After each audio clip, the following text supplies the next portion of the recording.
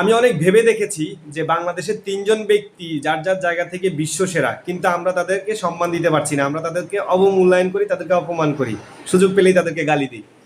আমি সাকিব আল হাসানের কথা প্রথমে বলবো যে সাকিব আল হাসান বিশ্বসেরা অলরাউন্ডার, আমরা সকলেই জানি। সারা পৃথিবীতে সাকিব আল হাসানের নাম শুনলে সবাই বুঝে যায় যে সে কত বড় মাপের ক্রিকেটার, কিন্তু আমরা সুযোগ পেলেই সাকিবের যোগ্যতা নিয়ে প্রশ্ন তুলি, সাকিবকে গালি দিই।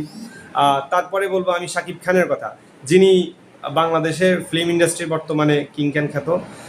সে তার বডি ফিটনেস, হাইট, ওয়েট, তার পার্সোনালিটি, তার অ্যাক্টিং দিয়ে সে মোটামুটি বেশ ভালো জনপ্রিয় ইন্ডিয়াতে, বাংলাদেশে। এবং সে যদি বলিউডে জন্ম নিত তাহলে আমরা এই শাকিব খানের পা ধুয়ে পানি খেতে চাইতাম, কিন্তু আফসোস সে বাংলাদেশে জন্ম নিয়েছে বলে আমরা তার কদর করতে পারি না।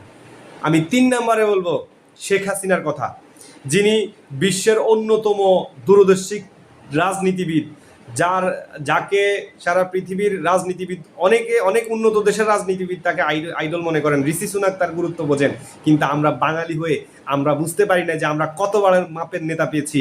তলাবিহীন জুড়ি খ্যাত এই বাংলাদেশকে তিনি যেভাবে পরিবর্তন করে আজকে উন্নয়নের রোল মডেল হিসেবে সারা বিশ্বে পরিচিতি এনে দিয়েছেন, আমরা তাকে গালি দিই। আমরা তার যোগ্যতা নিয়ে প্রশ্ন তুলি, আমরা তার নৈতিকতা নিয়ে প্রশ্ন তুলি, অথচ তার অ্যাকাউন্টে কত টাকা পেয়ে গেছে।